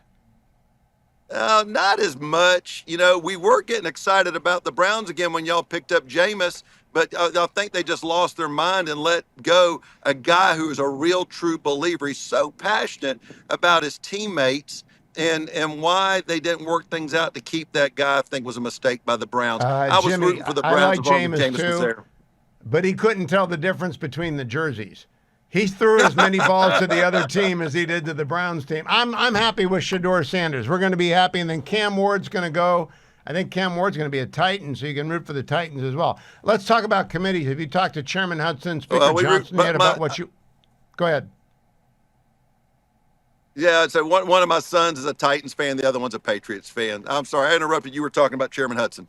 Yeah, I'm wondering, have you talked to them about what you want to do, which committees you want to be on? Jimmy Petronas, did they give you any indication yet? Yeah, yes, sir. So look, I don't want to count my chickens before they hatch, but Northwest Florida has had a seat on House Armed Services Committee for the last 70 years. And because of how it was just an interesting set of circumstances, the way Matt left to go become Attorney General, and that vacancy became available on the House Committee.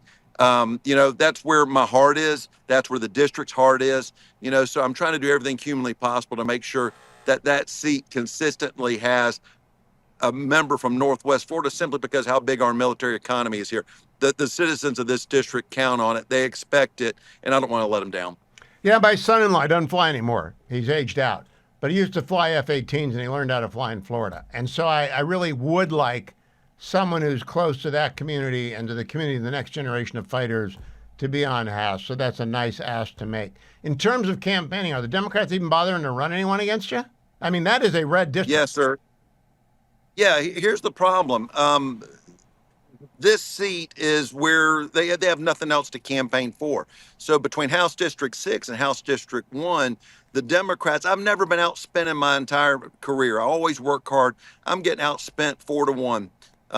They'll do over $500,000 worth of TV this week alone, and that's not including from outside groups. So again, the amount of money that they're just, hopefully just setting on fire is extraordinary. But it bothers me that this much is being spent to try to tear down the character of a good public servant. And, I tell people, I answer my phone calls. I don't care what I don't ask people their political party. I don't want to know about it. All I want to know is take care of the problems that you've got. I tell people some days I'm a county commissioner, some days I'm CFO, some days I'm a state legislator, but people call Jimmy because they have problems and they know that I fix them. And I tell my team all the time, I'm going to call you on Saturday nights. I'm going to call you on Sunday mornings. When people call me to have problems fixed, I'm going to get their problems fixed. If you don't want to take calls from me in the middle of the night, then don't take the job working for me. What's your campaign website, Jimmy? Let's see if we can't get some people to try and even the score there. What's Jimmy Petronas's campaign site? It's real easy. It's joinjimmy.com. Joinjimmy.com. Someone gets a. I love responding to my ex posts. I still say Twitter a lot. I'm not as active on Facebook or Instagram, but I'm obsessed with Twitter, and I just love responding to people's questions and answers. So yeah, thank you for sending them my way. They can email me at jimmy@joinjimmy.com. What's your X account? It's at Jimmy Petronas, just like the name on the super on the screen. It's just all one word. Or you can email me at jimmy@joinjimmy.com. Okay, got a last question, Jimmy. You're a restaurant guy. Every restaurant guy I've ever known, you can't change their reputation in the community. If you run a good restaurant, you can't hurt that reputation. Is that in fact the case? Hugh, my granddaddy used to say, lose an eye because you got two of them. Never lose your name because it's the only one you ever get. So you got to hit the nail on the head. It's important to keep your reputation good in the restaurant business. My family's been at this same location for about 65 years. So my dad and uncle started, it was about 90 seats. And now my nieces and nephews are running the business. So yeah, it's very rewarding taking care of the customer. And that's exactly what I've done as a public servant and hope to continue to do. Well, I look forward to seeing you in D.C. I look forward to congratulating you on April 2nd. The election is April 1st. And we got to get you back into the brown and orange, Jimmy. Because with Shadur Sanders, we're going back to the top as we did with Bernie the last time you were a Brown stand. Good luck to you, sir. Thank you for joining me. Jimmy Petronas, joined by Abe Greenwald. Abe is the executive editor of Commentary Magazine. He's a voice in my ear every morning because I listen to the Commentary podcast Monday through Friday, and Abe rarely misses it. He was on this morning. I was kind of surprised, Abe. I still have 20 minutes left to go, which I'll listen to after the program, so maybe you got to it. The Knesset is voting as we speak right now on a judicial reform bill. They're going to be voting all night because, and I read from the Times of Israel, there have been 71,023 objections filed to the bill. I don't know how you move your way through 71,023 objections, but they're going to do it tonight, and they're going to pass it. Benny Gantz got up and said, Israel is on the brink of civil war. Now, I talked at length with Aviv Radi-Gur about this earlier in this week, and he doesn't believe that. Do you? We didn't get to it on the podcast, but no, I don't believe that Israel's on the brink of civil war over this. They weren't on the brink of civil war before October 7th over judicial reform and whatever else is going on in the country regarding the continued prosecution of that war and its resumption and the multi-fronts and the various camps within Israel over the fighting of that war. I think there's sort of too much drama to spread around for this to set the country on the course of civil war. And you also have to remember that in Israel's short history as a modern state, there have been all sorts of issues that have divided the country strongly in ways that it's hard for Americans to understand. And one of the things I do not understand, and I do my best as a friend of Israel, I think they're the equal of any strategic ally the United States has. I'm not Israeli, I'm not Jewish, I'm not an Israeli lawyer, I'm an American lawyer. I do not understand their judicial selection system. I've talked about it at length with Michael Orr and Aviv and other people like Dan Senor and John and many other people who know it. Does it make a lick of sense to you the way they pick their judges prior to this reform? No, and I think the system does need reforming, and the judges have too much power to sort of select their own. There's, I guess, in some sense, an interesting parallel in that we're seeing sort of runaway federal judges in this country now. But no, I think there needs to be a sort of backstop in place, a spine put in place to enable for something much more reasonable. But our judiciary is limited to cases and controversies that come before the court. They always go to a district court first, then they go to a circuit, and then the Supreme Court decides whether or not to hear it on certiorari. They only hear between 70 and 90 cases a year, and they don't go looking for trouble. You tell me, am I wrong? It looks to me like the Israeli Supreme Court goes looking for trouble, that nothing They refuse to get involved in anything. Am I wrong? No, I think that's about right. And by the way, I the Israelis that I know that I speak to agree with you. And in the U.S., there's a strange imbalance in the understanding between conservative judges and liberal judges, where liberal judges have and do and repeatedly commit a kind of activism from the bench. That is not what conservative judges do. We're always warned that that's what they're going to do, that they're going to sort of institute policy that they'd like to see. That is not at all what they do. If you look at the judiciary in Israel, everything is taken up, and it can be turned toward activist ends and very, very partisan ends. I'm going to come back to the Israeli court in a second. Abe, I know you're not a lawyer, but you're very smart. If you find the time to read a First Circuit opinion, and the First Circuit is the appeals court that covers Maine, Massachusetts, Rhode Island, Vermont, and Puerto Rico. It's the far north. They issued a decision in February called Foote, F-O-O-T-E, versus Ludlow School Committee.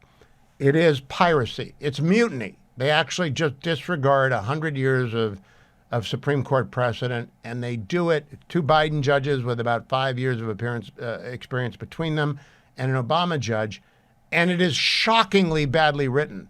The reason I'd like you to read it is you're an editor.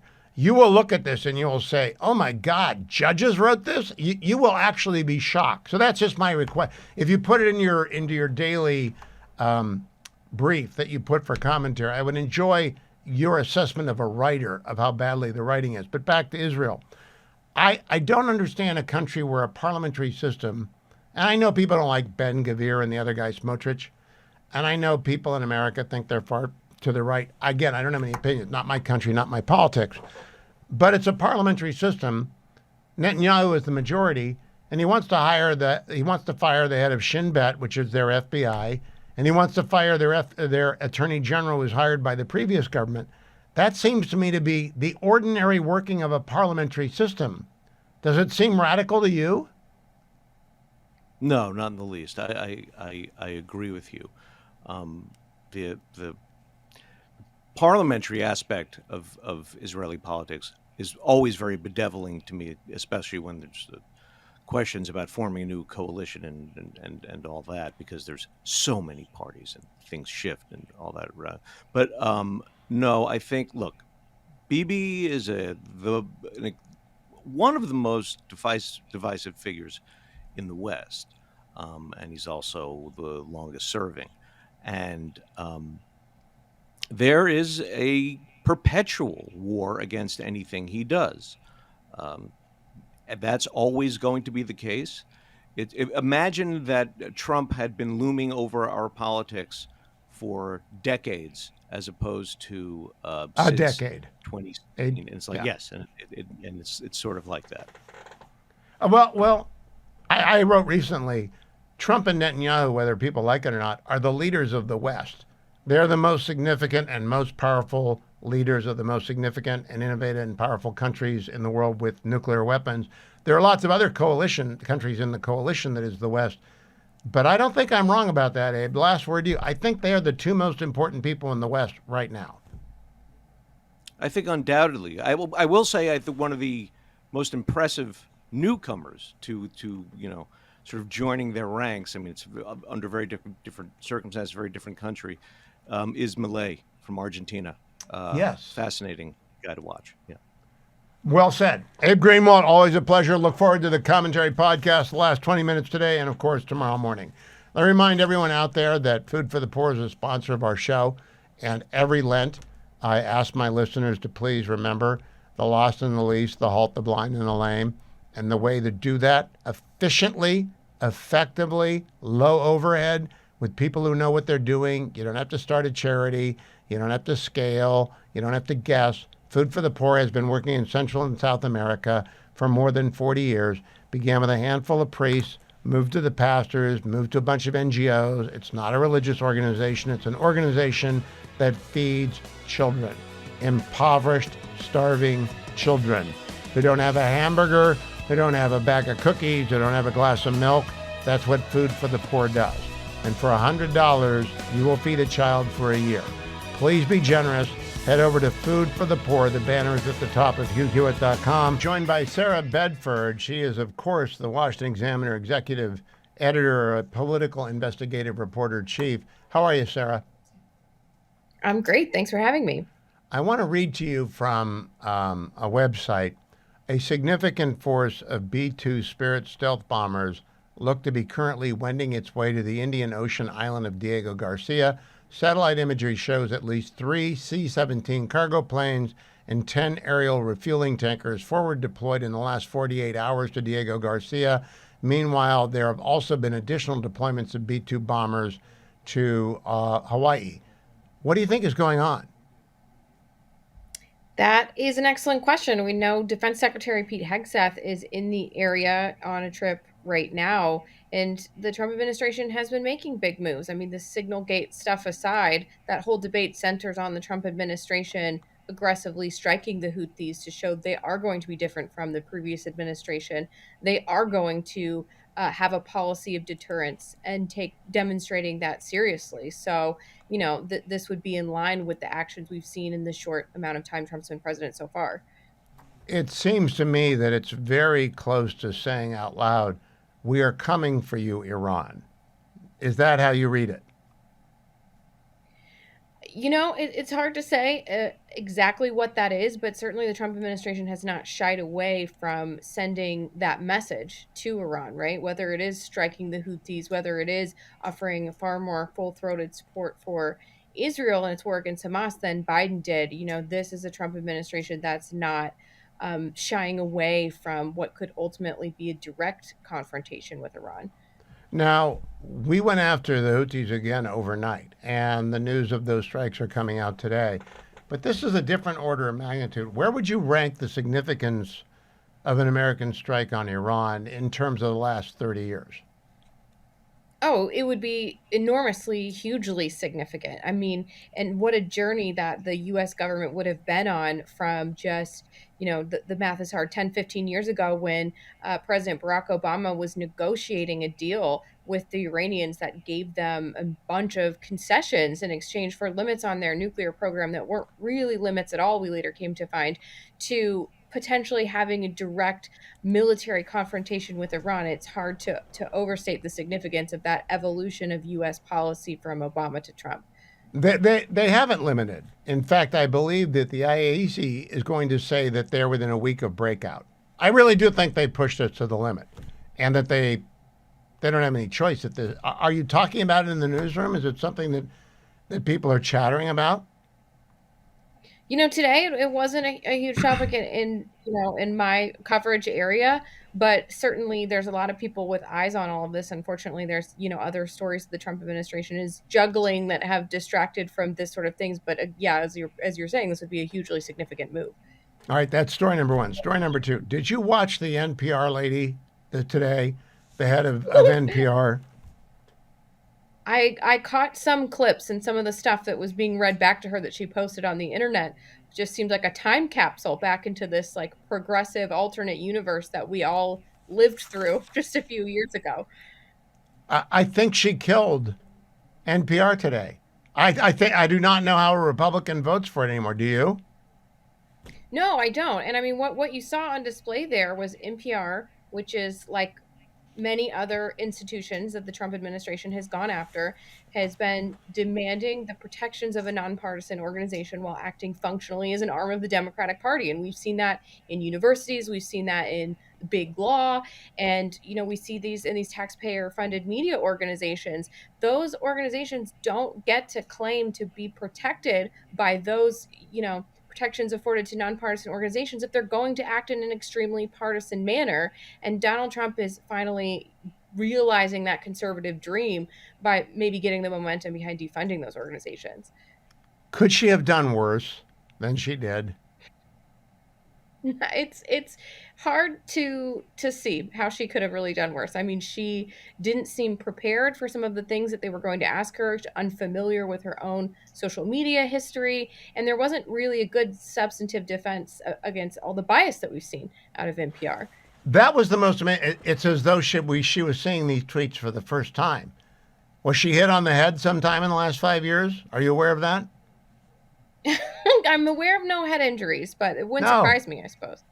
But I mean, it was really bad, and that's why I'm never going to get nominated for anything, because I've been on Twitter way too much. But it's a good admonition to everyone out there. What you tweet will come back when you are ever in front of Congress, and boy, will it come back with a vengeance. Sarah C. Bedford of the Washington Examiner, always a pleasure talking to you. Thank you for joining me.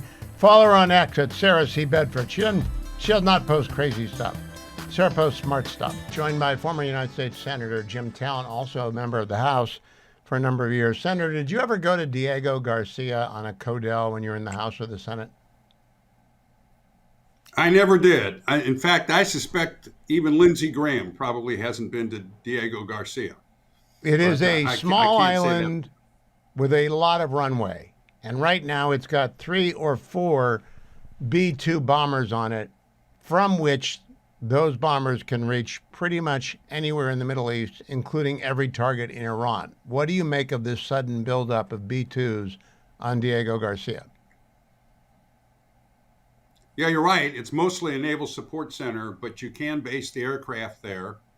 Well, I think it's all of a piece with what President Trump has been doing to pressure Iran. That's why I thought the Houthi operation frankly, I thought it was genius, because we're not only punishing the Houthis for their depredation against our shipping, we're also degrading the last undamaged Iranian proxy, which sends a message to Iran. And we're also letting the Iranians know that the president is willing to order major military operations, which is important because he has been notoriously reluctant to do that, and I think properly so. But he said he's not going to let the Iranians get nukes. So the next step could be it could be taking out logistics nodes, Iranian spy ships. It could be bombing of conventional targets in Iran, or it could be going after the nuclear infrastructure, and the heavy bombers are going to be needed for that. Let me stay on that last one, Senator Talent, because I'm trying to predict Donald Trump here, which is dangerous business. He's a very good interview because he's unpredictable, so he's an unpredictable president, so he's a good president.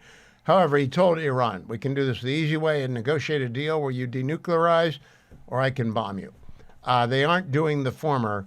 I don't see him doing a half measure. It's not unlike when he came into office and he said, I'm not really going to spend all my time with these pardons. I got things to do. They're all pardoned. And everything between not doing anything and bombing the nuclear sites is a half measure that doesn't deal with the problem. So based on my understanding of how Donald Trump acts, he doesn't want to use military force, but if he's going to use it, he's only going to want to use it once. Right. And it could be, as I said, stepping up the campaign against the Houthis by attacking Iranian supply and logistic assets directly. So now you're hitting Iran directly, but in the context of the Houthi campaign. Or it could be, as you say, a direct attack against Iran. And the president likes to be unpredictable, but he has said very clearly he's not letting the Iranians get nukes. I think it's also important to understand, you've hit on this, at this moment in history, the United States acting with Israel are together the undoubted hegemon of the Middle East. In other words, from a military perspective, the two countries can do pretty much whatever they want to do in terms of targeted aerial strikes. And so this would be a good time to take care of this issue with Iran. Now, so, it's been a while since I studied it. I think there are 10 sites at which we know Iran is conducting forbidden weapons research, and then there are the ICBM sites. This is not a one-night operation, is it? I mean, this would take many days. I wouldn't think so. If you wanted to be certain to get it correct, that'd be a good question to ask Mark Montgomery. I do think we're going to have to rely very heavily on Israeli intelligence because I trust them to know what's going on in Iran a lot more than I would trust our intel. I'm not trying to take a slap at them, but the Israelis are preeminent in that, as we've already seen in terms of their targeted strikes within Iran. So this would be a joint effort if it happens. The Israelis say, and they're correct about this, they don't have the heavy bombers. They do have considerable capabilities, but they would need the heavy bombers to be certain of being able to get that nuclear infrastructure. Now, would you expect Israel to operate with us in the same airspace? And have we ever trained that? I know we trained over the Mediterranean with the Israeli Air Force, but have we ever trained on a long-range mission with them? I don't believe so, Hugh, but I do know that there is constant cooperation between our militaries and theirs. Their Air Force is obviously very good, so is ours. If this is going to be done, it'll be planned. And again, as you know, the Iranians don't have any of the integrated air system that they used to have because the Israelis have already taken it out. And by the way, it kind of showed that the S-400 system may not be as formidable as we thought it was. Last question. Yeah, there'll be cooperation. Yeah. Last question, Jim. For years, it has been said that Hezbollah, which is an arm of Iran, has assets in the United States. And the IRGC has been here trying to kill Trump for years. Do you think if we strike Iran that they will activate their cells, their sleepers in the United States? Yeah, I would think that's almost a dead certainty. If we were to attack Iran directly, the regime's in trouble anyway. I just saw that the rial, I forget exactly the number, but it's declined to an unprecedented point. There's a tremendous amount of discontent in the country anyway. They have a transition crisis right now. They've been hurt very badly, and it is a region where strength and success matters. So if we were to hit them directly, I would think that they would do everything they could to try and stop us. And certainly Kash Patel and Gabbard and Ratliff and the others will plan on that assumption. Should they be sending alerts to all local and state law enforcement about raising their level of alert to the highest level possible? I would guess you that if this is done, it's going to be done with enough of a runway that there'll be plenty of time for that.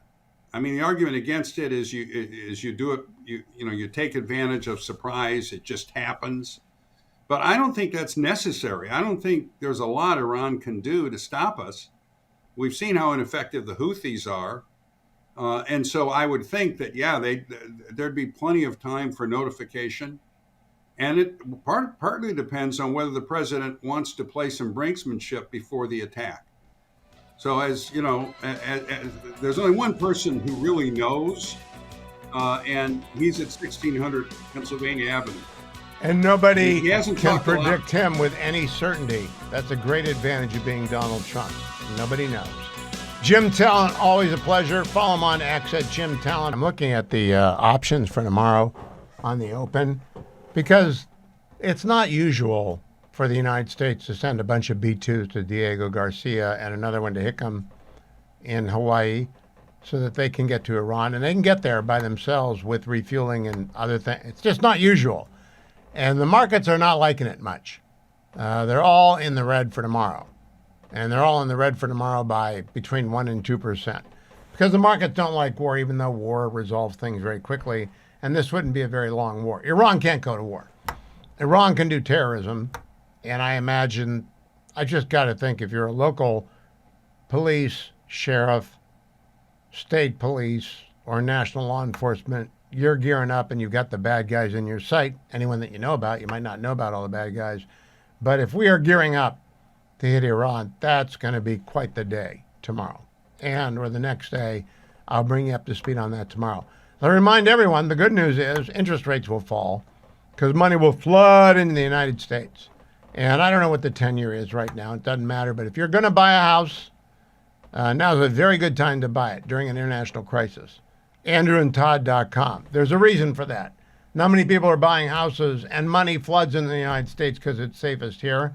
And when money floods in the United States, the interest rate that we charge on the 10-year Treasury drops. And when that drops, so does the interest rate on the 30-year fixed mortgage. So no matter whether or not Trump gives the go sign, now is the time for you to give Andrew and Todd the go sign. 888-888-1172, 888-888-1172. AndrewandTodd.com or Sierra Pacific Mortgage. They are sponsors of my show. They have been longtime sponsors, and like every other sponsor of my show, I've used them. They did my mortgage when I moved to D.C. I would recommend them to anyone. Thousands of you have called them up and said, I need to buy a house, I need to move, I need to get going. Don't use anybody else. Use Andrew and Todd, Andrew Del Rey and Todd Avakian. Andrew's been my friend for 20 plus years.